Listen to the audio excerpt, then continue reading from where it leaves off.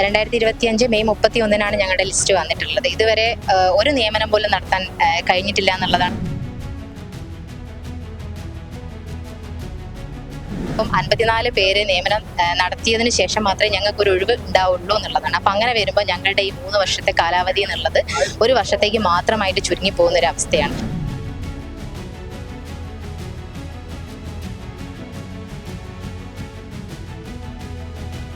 അപ്പോൾ നമുക്ക് അനുകൂലമായ ഒരു തീരുമാനം വരാൻ വേണ്ടിയിട്ട് ആണ് ഞങ്ങൾ ഇങ്ങനെ ഒരു വിവിധ തരത്തിലുള്ള ഒരു പ്രതിഷേധ മാർഗങ്ങൾ സ്വീകരിച്ചുകൊണ്ടിരിക്കുന്നത്.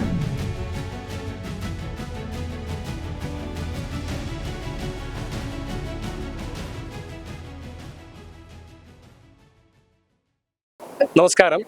കോഴിക്കോട് LP-ST റാങ്ക് ലിസ്റ്റ് സംരക്ഷിക്കുക എന്നാവശ്യപ്പെട്ടുകൊണ്ട് റാങ്ക് ഹോൾഡേഴ്സിന്റെ കൂട്ടായ്മ ഇന്ന് റാങ്ക് ലിസ്റ്റ് കടലിൽ ഒഴുക്കുന്നതടക്കമുള്ള പ്രതിഷേധത്തിലേക്ക് നീങ്ങിയിരിക്കുകയാണ്.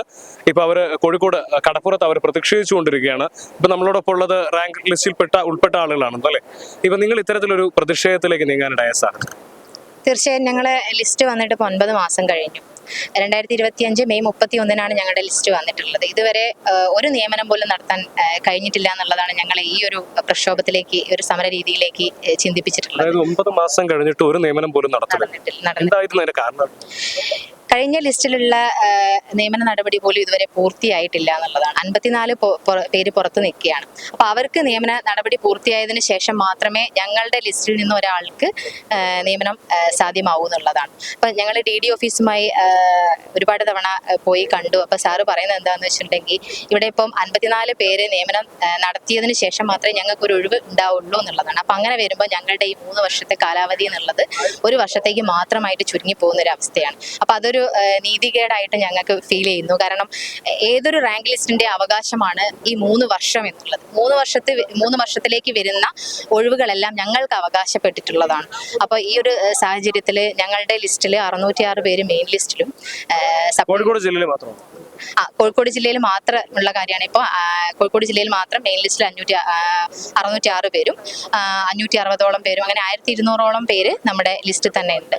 അപ്പോൾ ഒരു വർഷത്തെ മാത്രം ഒഴിവുകൊണ്ട് ഞങ്ങൾക്കൊന്നും നിയമന നടപടിക്ക് ഒരു സാധ്യതയില്ല എന്നുള്ളതാണ്.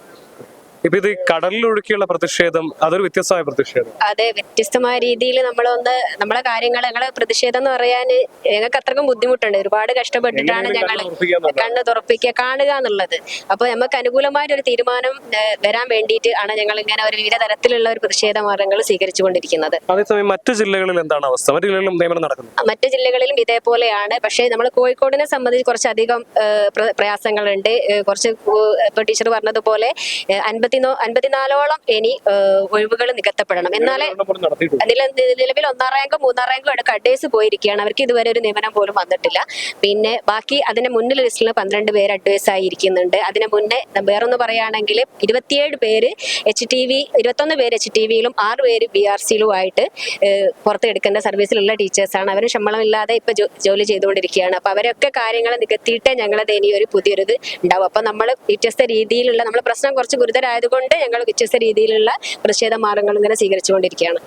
ഈ LP-ST അതായത് 750/2023 വന്നിട്ട് ഒരു വർഷത്തോളമായി. ഈ ഒരു വർഷത്തോളത്തോടെ അടുക്കുന്ന സമയത്ത് പോലും ഒരു നിയമനം പോലും നടക്കാത്ത ഒരു സാഹചര്യമാണ് നിലവിൽ കോഴിക്കോട് ജില്ലയിലുള്ളത്. നമ്മളെ കഴിഞ്ഞ റാങ്ക് ലിസ്റ്റിനെ അപേക്ഷിച്ച് കഴിഞ്ഞ റാങ്ക് ലിസ്റ്റ് വന്ന സമയത്ത് ഒരു 200ഓളം പേര് 2 മാസത്തിനുള്ളിൽ നിയമിതരായിരുന്നു. ഈ വർഷത്തെ റാങ്ക് ലിസ്റ്റ് വന്നിട്ട് 2 പേർക്ക് അഡ്വൈസ് അയച്ചിട്ട് ഏകദേശം 6 മാസമായി. അഡ്വൈസ് അയച്ചിട്ട് 3 മാസത്തിനുള്ളിൽ നിയമനം നടക്കണമെന്ന ഇതിലുള്ള വ്യവസ്ഥ നിലനിൽക്കെയാണ് ഈ ഒരു അനീതി നടക്കുന്നത്.